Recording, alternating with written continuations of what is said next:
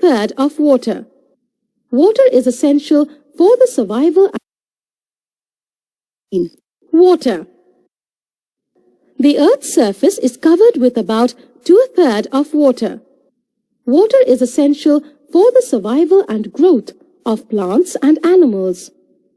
We need water for various purposes such as drinking, cooking food, washing clothes and utensils, flushing toilets, watering plants, cleaning floors, and many other activities. If the water supply to your colony is stopped, how would you manage without water? It is this importance of water in our lives that makes us keen to learn how to use water judiciously and how to conserve and save it through various ways, including rainwater harvesting. Uses of water. We need water for various purposes. Some important uses of water are described. Water is used in industries for producing almost all the things we use. It is a good medium for the transportation of people and goods by boats and ships. Water is used in radiators of vehicles, cars, buses and trucks to keep their engines cool.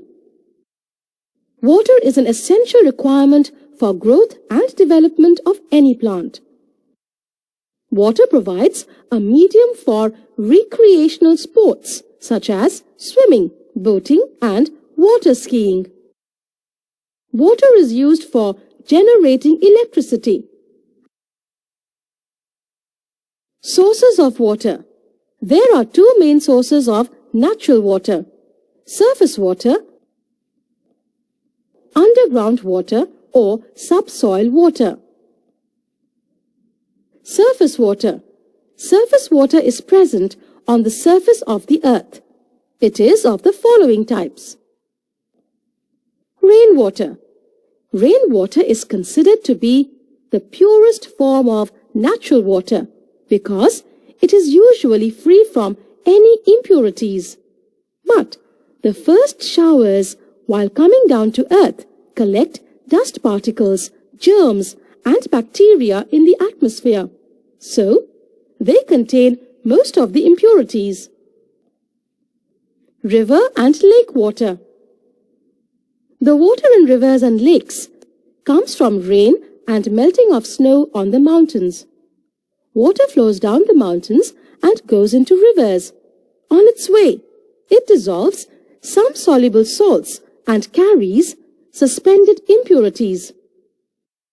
It also contains waste materials that are discharged into rivers by factories.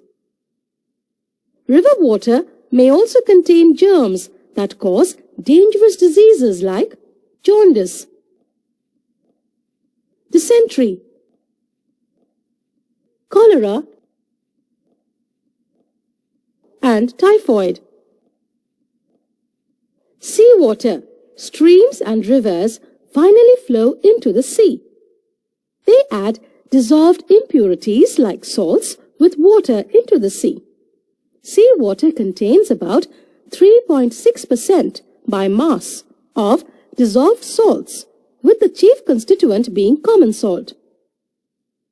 Due to the presence of a large amount of common salt, seawater is salty to taste and is called saline water. Being highly saline or salty, seawater or ocean water is not fit for drinking or for other purposes like agricultural or industrial needs. Underground water or subsoil water. Some of the rainwater that falls on earth seeps through the soil and goes down under the surface of the earth.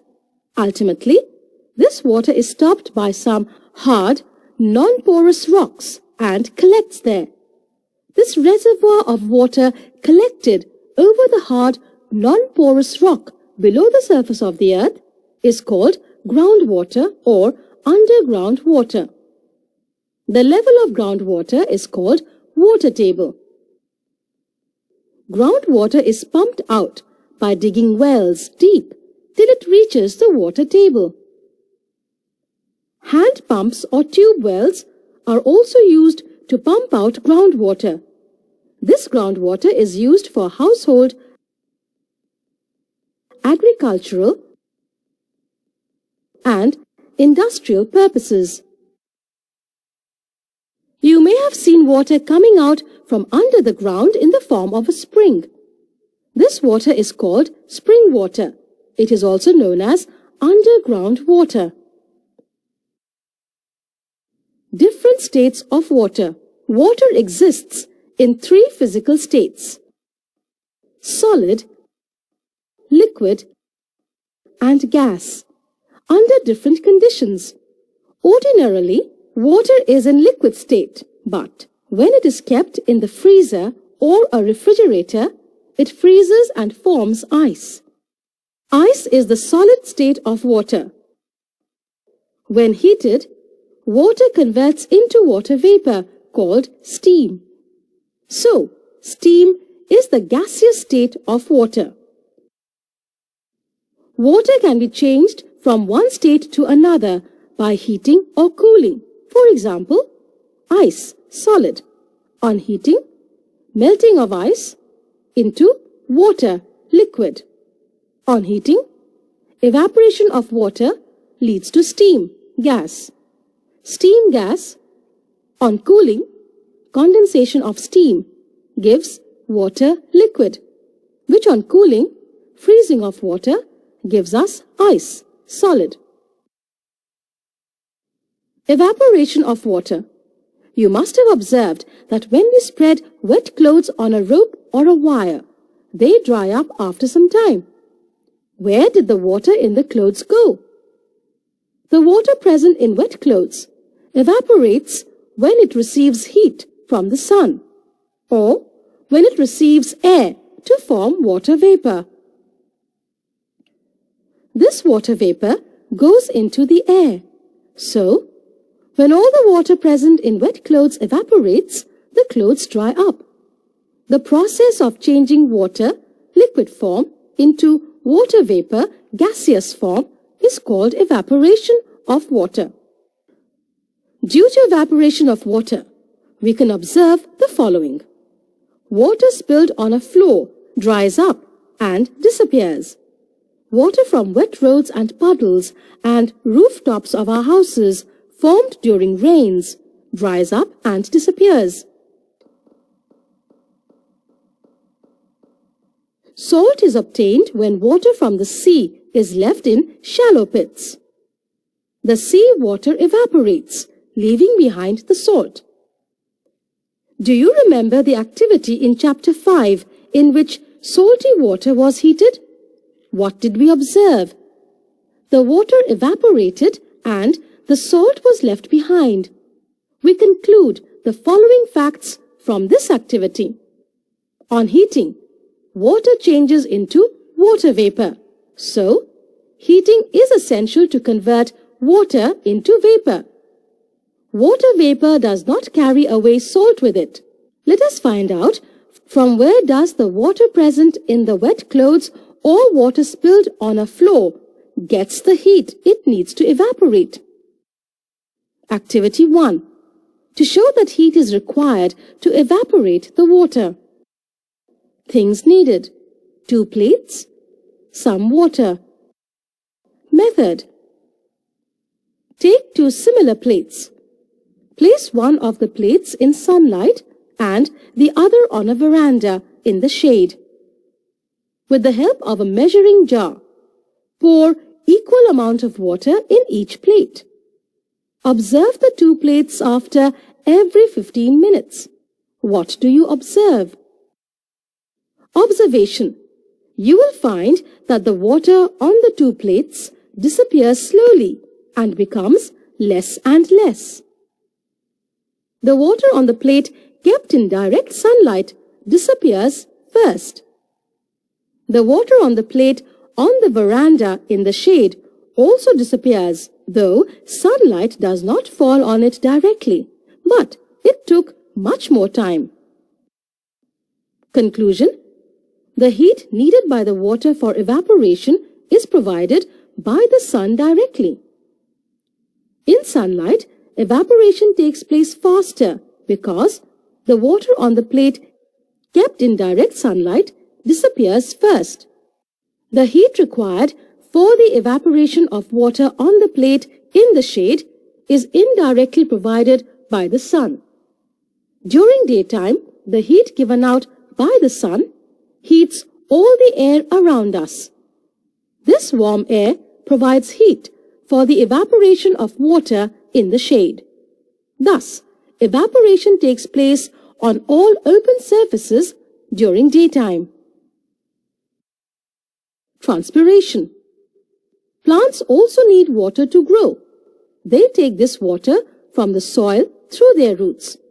They use a part of this water to prepare their food, photosynthesis, and store some of it in their different parts for various other reactions. The excess water is released by plants into the air as water vapor through the small pores in their leaves, called stomata.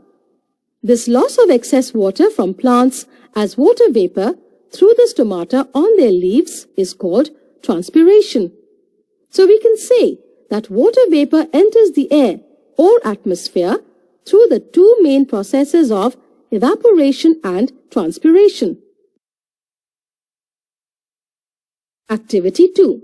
To show condensation of water vapor on cooling. Things needed: a glass, water, ice cubes. Method.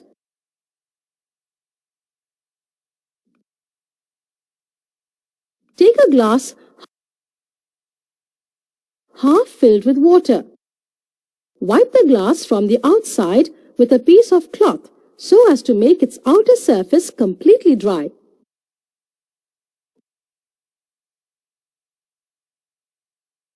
Add some ice into the water.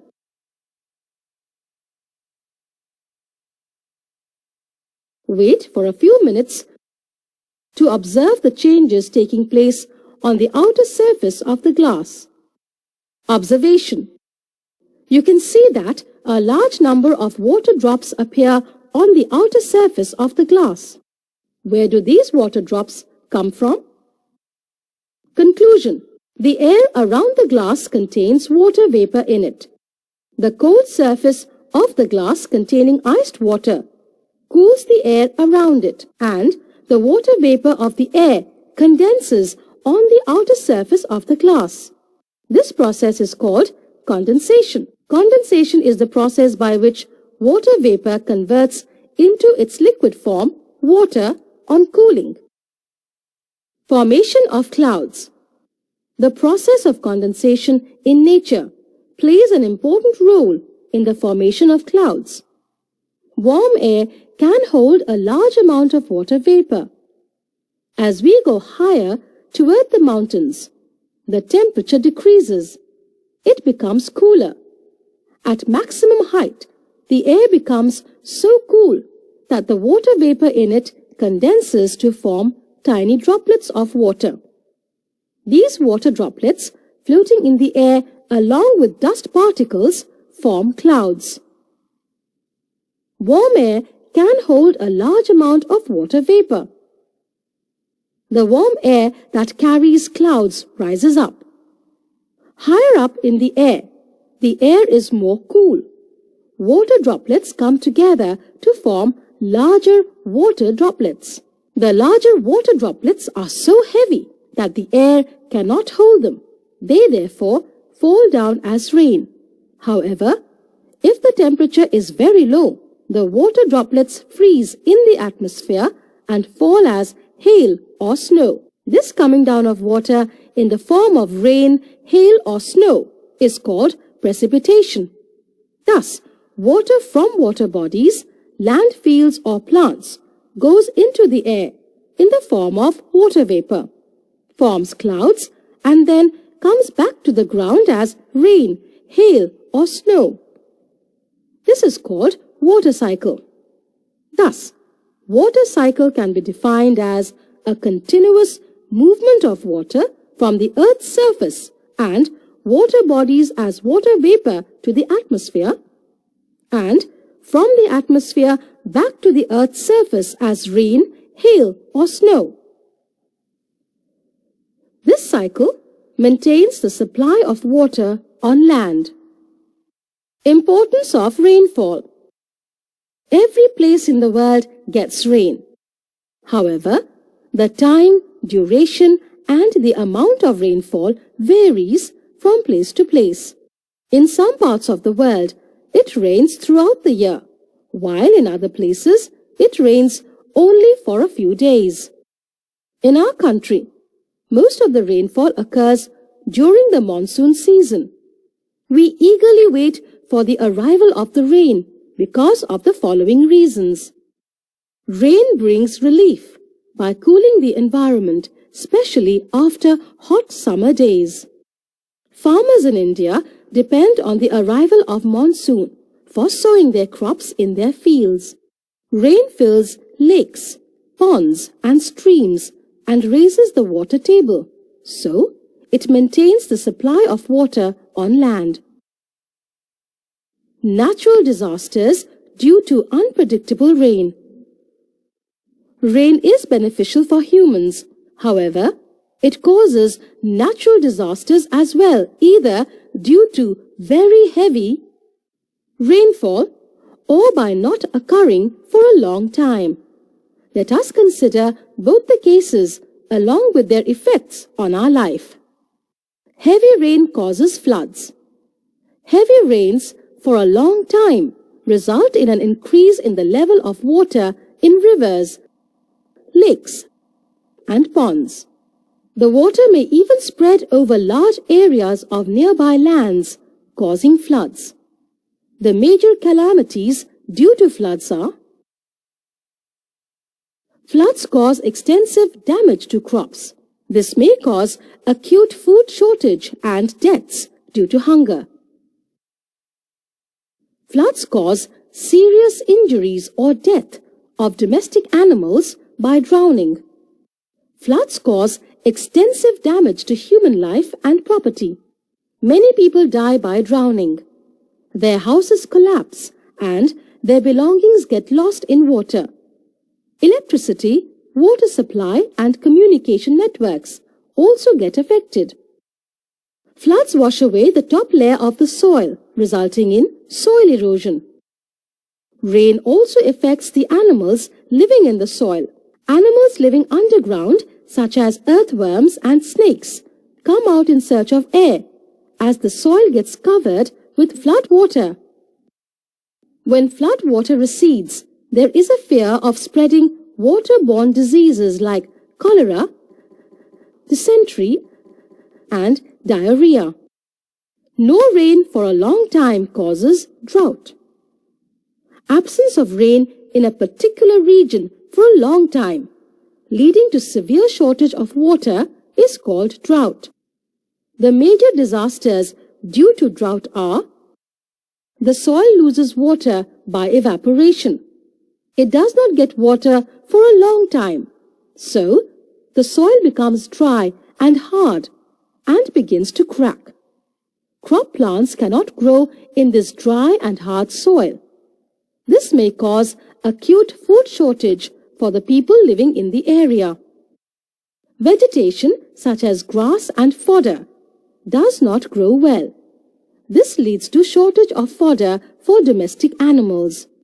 Animals start dying due to starvation as no food is available.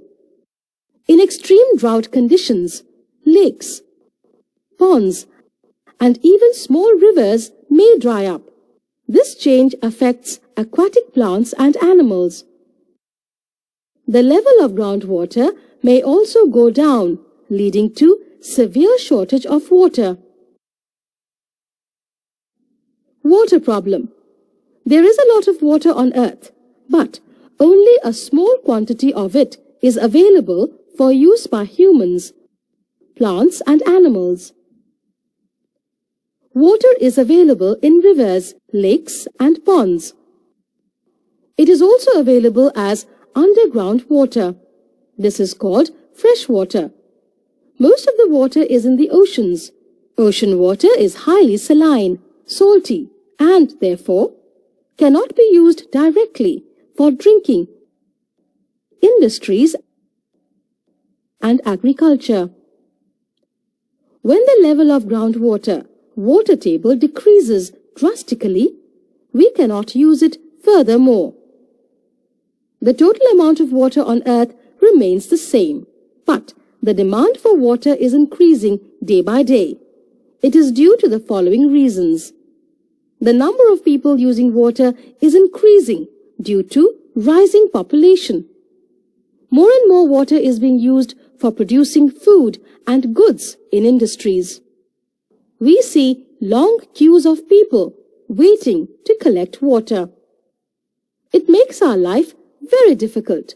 Hence, it is very important that water is used carefully and we must not waste water.